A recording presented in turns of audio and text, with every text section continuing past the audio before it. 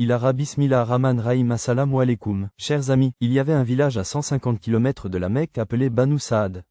Une semaine après la naissance de sallallahu ta'ala alayhi wa salam, 10 femmes de Banu Saad, accompagnées de leurs véhicules, partirent pour la Mecque à la recherche d'une laitière. Les femmes n'avaient pas d'autre choix. Elles ramenaient chez elles des bébés de familles riches, les allaitaient, puis les rendaient à leurs parents lorsqu'ils grandissaient. En retour, les parents de ces bébés donnaient beaucoup d'argent et de cadeaux à la donneuse de lait. 10 femmes de Banu Saad et 10 femmes de la Mecque sont nées avec cet espoir. De l'autre côté, l'herbe des chameaux poussait très peu et les animaux ne pouvaient pas se nourrir convenablement. Halima Sadia a pris son unique chameau et s'est mise en route vers la Mecque avec les 10 autres femmes. Elles étaient déterminées à trouver un animal buveur de lait qui leur rapporterait de l'argent. Une de leurs femmes accompagnait Halima Sadia. Ces femmes avaient une mère qui produisait du lait et des maris. Après avoir voyagé très loin, les femmes s'arrêtèrent à un endroit où la chamelle de Halima Sadia pouvait les rejoindre lentement, et toutes les femmes atteignirent la Mecque ensemble. Elles ont dû s'arrêter à plusieurs reprises pour Halima Sadia, et c'est pourquoi elles ont fini par devenir Nelima Sadia.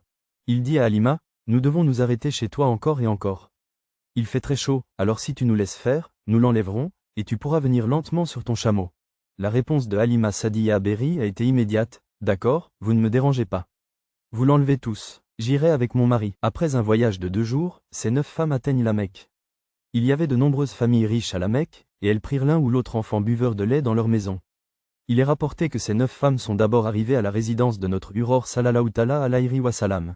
Les femmes sont d'abord venues à la maison de notre Huror sallallahu ta'ala alayhi wa salam. Cependant, lorsqu'elles apprirent que le garçon n'avait pas de père et qu'il était orphelin, elles refusèrent de le prendre. Ils dirent, « Nous avons voyagé jusqu'ici pour obtenir de l'argent et le soutien de son père. Ce garçon est orphelin, qu'obtiendrons-nous de lui ?» Toutes les femmes ont refusé de prendre notre fils sallallahu ta'ala alayhi wa salam. Toutes les femmes qui étaient attirées par les riches fils de la Mecque refusèrent de le prendre. Cela blessa profondément le cœur de Harat Amina, et elle s'assit seule à la maison, en pleurant. Elle se dit, « Si seulement le père de mon enfant innocente était vivant, une femme l'aurait amené chez elle. Si mon mari était vivant, il aurait pris mon enfant sur ses genoux et l'aurait promené dans les rues en lui donnant des jouets. » En voyant les larmes d'Amina à ce moment-là, il est clair qu'Allah Ta'ala lui disait, « Ô Amina, pourquoi s'inquiéter, et si le père du bébé ne pouvait pas lui acheter un jouet ? Ce bébé sera tellement fier que je serai fier de lui. Je ferai du centre un jouet pour cet enfant, et il brisera le centre en 2 morceaux d'un simple geste des doigts. Amina, ton père t'emmène faire le tour des marchés ? Eh bien, je vais appeler cet enfant dans les cieux et lui faire visiter le paradis. » Harat Amina s'assit en silence, l'esprit embrumé par l'inquiétude. Harat Abdul Muttalib apprend qu'aucune femme n'a accepté son petit-fils. Tout le monde avait refusé de l'accepter. Il ressentit une douleur dans son cœur. « J'aurais voulu que mon fils Ad Abdullah soit en vie, pour que mon petit-fils n'ait pas à voir ce jour. » C'était le soir. Halima Sadia arriva à la Mecque à ce moment-là et apprit qu'il n'y avait plus de père issu d'une famille riche à la Mecque. Toutes ces femmes ont pris tous les enfants dont le père est riche. Halima Sadia se rendit à la maison de Harita Amina pour le trouver. Elle frappa à la porte et dit, « Je suis une laitière du village. » Harita Amina pensait aussi à cette femme. Maintenant, après avoir vu mon enfant, elle refusera, disant que je n'adopterai pas cet orphelin. Mais Allah mit quelque chose dans son cœur, et elle appela Halima Sadia à l'intérieur de la maison. Lorsqu'Halima apprit que l'enfant était un orphelin sans père, elle refusa de le prendre et l'enfant fut repris. Elle n'a pas eu d'enfant et est allée voir son mari dans une tente. Le mari demande à Halima ce qui s'est passé, mais elle répond qu'elle n'a pas eu d'enfant. Elle explique qu'ils sont arrivés trop tard et que les autres femmes ont pris tous les bébés de la Mecque. Elle a dit que son destin ne prévoyait peut-être pas d'enfant, mais qu'elle était allée dans une maison où il y avait un bébé orphelin. Elle dit que le père de l'enfant n'est pas là, alors qu'est-ce qu'elles obtiendraient de lui ?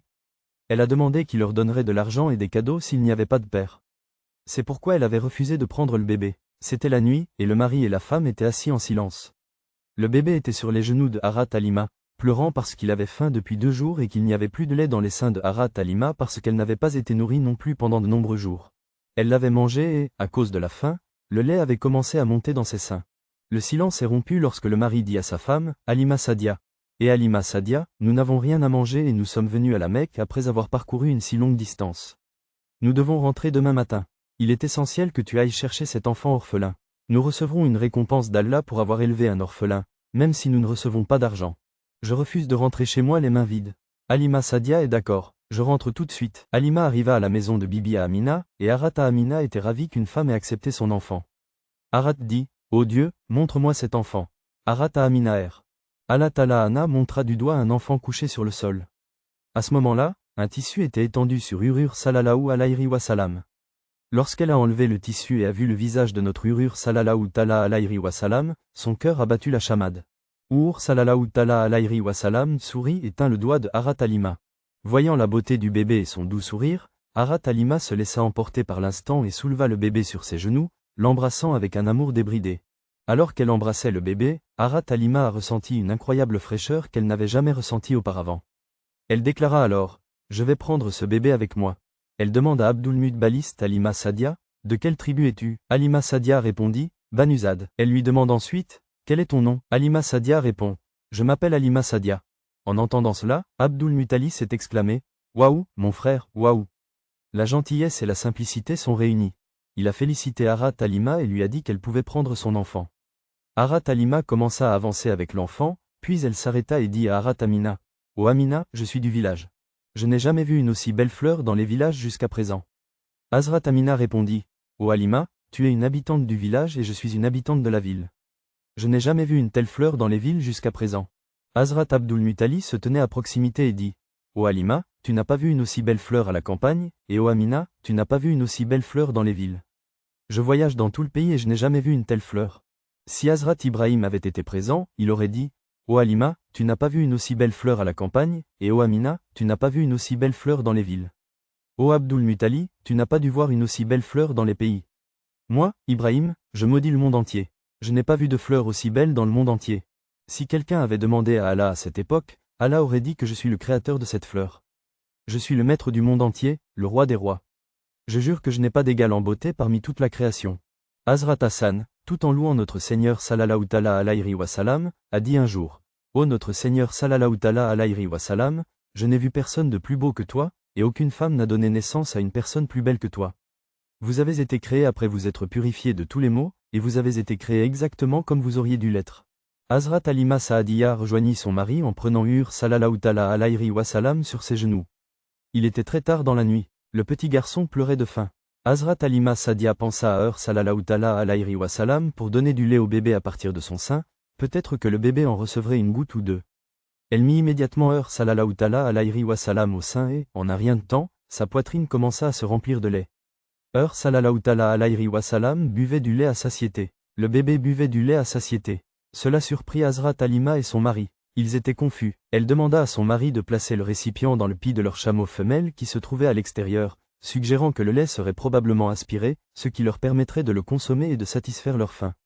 Le mari sortit avec le récipient et fut surpris de voir que le pis de la chamelle était plein de lait. Il commença à la traire et remplit complètement le récipient. Lorsqu'il atteignit Harat Halima avec le lait, elle fut surprise par la quantité de lait qui était sortie de la chamelle. Le mari répondit, « Oh Halima, il est clair que cet orphelin reçoit l'assistance divine, ce qui explique ces événements remarquables. » Harat Halima embrassa sallallahu ta'ala alayhi wa salam et reconnut qu'il s'agissait d'un signe. Il semble que ce doux enfant mettra fin à tous les problèmes de notre maison. Tout le monde a bu du lait et s'est endormi. Le lendemain matin, le mari se prépara à retourner dans sa tribu, Banusad. Il s'assit d'abord sur le chameau femelle, puis il fit asseoir sa femme sur le chameau femelle. Notre Urur sallallahu ta'ala alayhi wa salam se trouvait alors sur les genoux de Harat Halima. Son mari essaya de faire se lever la femelle du chameau, mais elle refusa. Elle était visiblement contrariée, et lorsque son mari descendit, la femelle chameau se leva soudainement. Le mari était visiblement bouleversé. Il était stupéfait et, une fois de plus, il s'est assis devant la femelle chameau, essayant de la contrôler. Mais celle-ci resta assise, refusant de se lever. Le mari devint suspicieux et demanda à Hazrat Halima de s'asseoir devant le chameau tandis qu'il s'asseyait derrière elle. Halima s'assit devant et le chameau se leva, sa tête reposant sur le siège. Il dit « Naa » 3 fois, remerciant Allah pour la première chevauchée de Urur sallallahu alayhi wa salam. Puis, le chameau se mit à courir, à toute vitesse. Saadiya et son mari furent surpris de constater qu'il s'agissait de la même femelle qu'ils avaient amenée avec eux. Ils demandèrent donc ce qui lui était arrivé maintenant qu'elle courait si vite. Au bout d'un certain temps, la chamelle, tout en courant, trouva les 9 femmes et passa à côté d'elles. Ces femmes demandèrent, surprises, « Oh Halima, as-tu changé de monture ?» Halima répondit, « Je n'ai pas changé de monture, mais j'ai changé le chemin de cette monture. » Halima Sadia a été la première à atteindre sa localité, Banuzad. Halima Sadia raconte que ce jour-là, toute la localité était remplie du parfum des roses. Les gens étaient surpris, et c'était un accueil d'Allah pour notre Seigneur sallallahu alayhi wa salam dans cette tribu.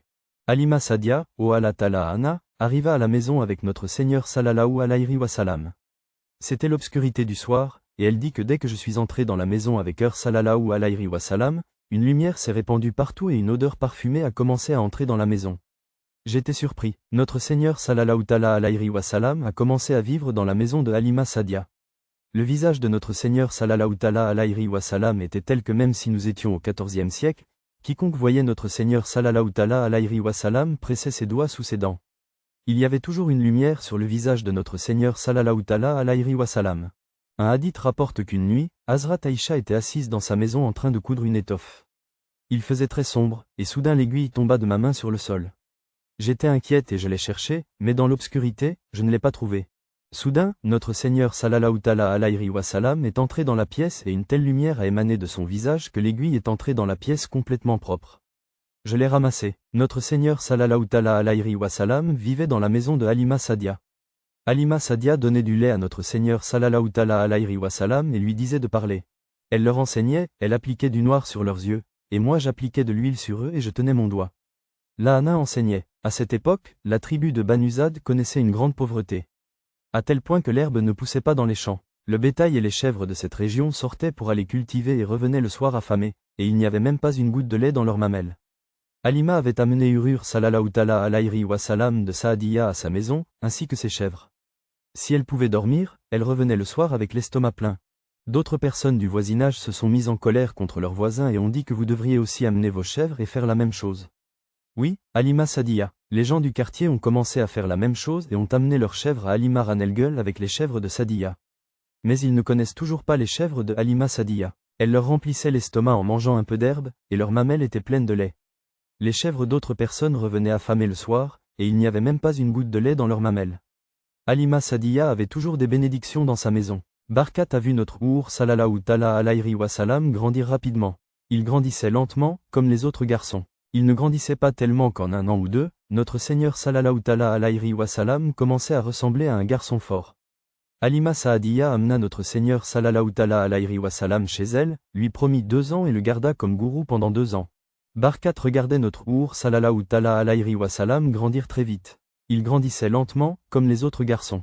En un an ou deux, notre Seigneur sallallahu alayhi wa sallam commença à ressembler à un garçon fort. Halima Saadiya avait amené notre Seigneur sallallahu alayhi wa sallam chez elle, promettant de le garder pendant 2 ans. Maintenant, Halima Saadiya, notre Seigneur sallallahu alayhi wa sallam, retourne le Harat. Halima Saadiya ne voulait pas rendre son enfant si tôt. C'est pourquoi elle amena sallallahu alayhi wa sallam à la Mecque et commença à dire à Harat Amina, « Oh Amina, j'ai appris 2 ans comme promis. » Halima Saadiya, notre Seigneur sallallahu alayhi wa sallam, insista pour rendre l'enfant. Sallallahu alayhi wa sallam n'était pas prêt à partir, elle l'amena donc à la Mecque et déclara fermement, « Oh Amina, j'ai appris 2 ans comme promis, mais je souhaite garder cet enfant avec moi quelques jours de plus. Je vois que de nombreuses maladies se répandent à la Mecque, et j'ai peur que mon enfant soit infecté.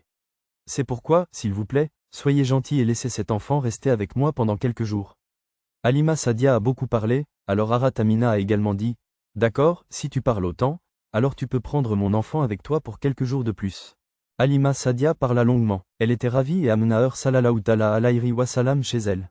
Un jour, sallallahu alayhi wa sallam jouait dans la cour. Il y avait des maisons en terre dans cette cour. Halima Sadia faisait son mauvais travail et son mari était allongé sur un lit de camp en face d'elle. Il se tenait là lorsque des Juifs passèrent et virent notre Seigneur sallallahu alayhi wa sallam. Ils s'approchèrent de lui et commencèrent à regarder ses yeux très attentivement. Halima Sadia fut alarmée, pensant, « Qui sont ces gens qui ont retenu mon fils ?» Les Juifs l'interrogèrent sur les lignes rouges dans les yeux de son fils, voulant savoir si elles étaient toujours là ou si elles signifiaient quelque chose d'autre.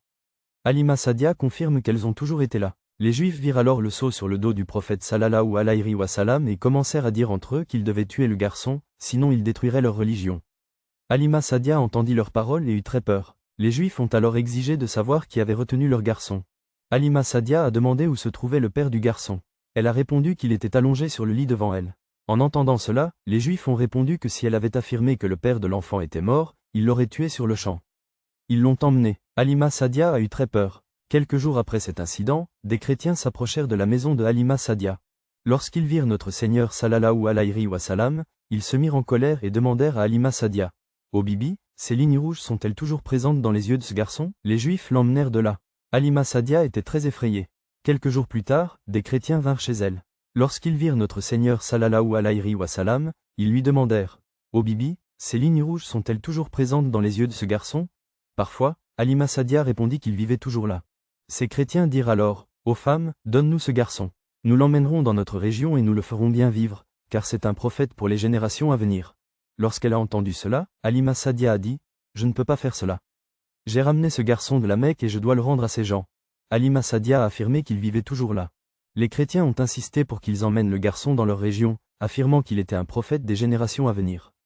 Halima Saadia a refusé, déclarant qu'elle avait ramené le garçon de la Mecque et qu'elle était déterminée à le rendre à son peuple. Les chrétiens l'ont emmené. Un jour, Hazrat Halima emmena notre Seigneur sallallahu alayhi wa sallam à une foire. Cette foire se tenait dans une localité appelée Oumar. Les gens importants d'Arabie venaient à cette foire, qui était très animée pendant tout le mois. Hazrat Halima et notre Our sallallahu alayhi wa sallam arrivèrent à la foire. Là, une sorcière souffla sur notre Our sallallahu alayhi wa sallam, affirmant qu'il détruirait l'empire des gens et mettrait fin à leur religion s'ils ne le tuaient pas. Dès que Halima Saadia entendit ces paroles, elle s'enfuit avec Our sallallahu alayhi wa sallam dans la foule. Les gens cherchèrent longuement notre Our, mais avec l'aide d'Allah, ils ne purent le trouver. Hazrat Halima ramena Our sallallahu alayhi wa sallam chez elle. Ce faisant, son gourou Lilahi Basti Seoual informa qu'une foire se tenait à proximité. Chaque année, un grand magicien venait à la foire, regardait les gens et prédisait leur destin. Hazrat Halima emmena notre mari sallallahu alayhi wa sallam à la foire. Lorsqu'elle s'approcha du magicien, Hazrat Halima ramena Our sallallahu alayhi wa sallam dans sa maison. Son gourou Lilahi Basti Seou a organisé une foire. Chaque année, un grand magicien venait à la foire. Il s'asseyait parmi les gens et prédisait leur destin. Halima emmena notre mari sallallahu alayhi wa sallam à cet endroit. Lorsqu'elle s'approcha du magicien, celui-ci écrivit, « Aux gens, tuez ce garçon. Sinon, il détruira les croyants de votre religion, brisera vos idoles et détruira les signes de vos ancêtres d'Arabie. » Le magicien, sallallahu alayhi, commença à avancer vers le prophète Muhammad dans l'intention de le capturer et de l'agresser avec son couteau. Cependant, à ce moment précis, la malédiction d'Allah le frappa, lui faisant perdre la raison. Il périt alors dans un état de folie. Halima Saadia a été témoin de l'incident et a été profondément alarmée. Elle en a immédiatement informé son mari, qui lui a fait part de ses inquiétudes au sujet de l'enfant. Il lui demanda de le ramener immédiatement chez lui, à la Mecque. Plusieurs jours passèrent et un jour, notre Seigneur sallallahu alayhi wa sallam demanda à sa mère Halima Saadia, « Ô mère, mon frère Abdullah et ma sœur Shima ne viennent pas me voir de toute la journée. Où vont-ils tous les deux pendant la journée? Si tu viens, c'est qu'ils font paître des chèvres pendant la journée et qu'ils rentrent le soir. » Urur sallallahu alayhi wa sallam répondit, « À partir de demain, je ferai paître des chèvres avec elles. » Le lendemain, Urur sallallahu alayhi wa sallam fit paître les chèvres avec ses frères et sœurs. 3 jours plus tard, dans l'après-midi, Arteshima et son frère Abdullah arrivèrent en courant à la maison et se mirent à pleurer devant Halima Saadia. Ils dirent, « Ama, 2 personnes ont attrapé notre frère Mekwa et lui ont déchiré la poitrine, et ils sont en train de sortir un couteau de sa poitrine. » En entendant cela, Artesh Halima a eu très peur et a couru vers la forêt avec son mari. Lorsque je suis arrivé, j'ai vu que notre Our sallallahu alayhi wa sallam se tenait sur le côté, tremblant. La couleur du visage de Our avait changé. Halima Saadia prit immédiatement Our sallallahu alayhi wa sallam dans ses bras et lui demanda, « Ô mon fils, que t'est-il arrivé? Pourquoi es-tu inquiet ?» sallallahu alayhi wa sallam leur raconta alors tout. « Ô Amaan, je me tenais seul ici lorsque 2 hommes sont arrivés. Ils portaient des robes blanches. L'un d'eux demanda à l'autre si c'était bien le garçon. L'autre répondit que oui, c'était le garçon au sujet duquel Allah avait donné des ordres. Les 2 hommes m'ont alors fait m'allonger sur le croyant et m'ont déchiré la poitrine. Ils ont sorti quelque chose de l'intérieur et je l'ai jeté. Puis ils m'ont frappé la poitrine avec quelque chose. Cécile Ama a dit, « Je n'ai ressenti aucune douleur, même après si longtemps. » L'histoire de Shaka Kézar est claire. Allah a envoyé un message à Ibrahim et Mikaï, et la veine de sallallahu alayhi wa sallam a été libérée. Cette veine est celle par laquelle un homme commet des péchés et par laquelle le diable le domine. Sallallahu alayhi wa sallam était devenu pur dès l'enfance. Halima Saadia fut alarmée et se précipita à la maison avec sallallahu alayhi wa sallam. Son mari lui dit, « Halima, n'hésite pas. Emmène immédiatement cet enfant à la Mecque et remets-le à sa mère. » Elle savait que quelque chose n'allait pas. Hazrat Halima Saadia partit immédiatement pour la Mecque, accompagnée de Hazrat sallallahu alayhi wa sallam. Après un voyage de 2 jours, elle atteignit la Mecque. Alors qu'elle entrait à la Mecque, son mari, sallallahu alayhi wa sallam, disparut de ses mains.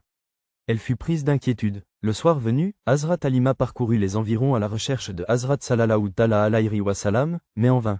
Finalement, de plus en plus inquiète, elle courut vers Hazrat Abdul Muttalib, mais il était parti. En entendant cela, Abdul Muttalib s'inquiéta lui aussi et envoya immédiatement ses hommes chercher mon petit-fils partout dans la Mecque. Sinon, un loup pourrait en faire sa proie. Les gens étaient inquiets et commencèrent à chercher Hazrat sallallahu ta'ala alayhi wa sallam. Abdul Muttalib entra dans la Kaaba, saisit son couvercle et pria Allah en s'écriant « Ô Allah, protège mon petit-fils Muhammad. S'il est vivant, envoie-le-moi sain et sauf. » Pendant ce temps, Waraka bin Nofal et un autre homme amenèrent Urur sallallahu alayhi wa sallam à Abdul Muttalib et, en avançant, ils dirent « Voici ton fils, Abdul Muttalib. Nous l'avons trouvé dans une forêt à l'extérieur de la Mecque. » Elle l'appela et lui demanda « Halima, pourquoi as-tu ramené mon enfant si tôt? Il y a quelques jours à peine, tu l'as emmené chez toi après avoir pris tant de temps. » Halima répondit « Amina, il y a 2 ans, nous nous étions promis d'allaiter cet enfant chez moi pendant 2 ans. Aujourd'hui, les 2 années sont passées, alors je veux que tu t'occupes de ton enfant. » Amina comprend qu'il s'agit d'autre chose et demande « Halima, dis-moi la vérité. Quel est le vrai problème ?» Lorsqu'Amina en révéla trop, Halima Sadia avoua tout. Comment les magiciens avaient demandé à tuer et comment les juifs avaient essayé de tuer, et comment 2 personnes t'avaient coupé la poitrine avec un couteau. Halima Sadia racontait toutes ces choses. Elle pleurait et disait qu'elle avait peur que quelque chose de grave arrive à son bébé. Harat Amina lui dit alors « Halima, as-tu peur du diable? Le diable fera-t-il du mal à mon bébé ?» Halima dit « Oui, ô Amina, j'en ai peur. » Harat Amina dit alors « Ô Halima, cela n'arrivera jamais. » Halima Sadia a dit qu'elle avait peur que quelque chose de grave arrive à son bébé.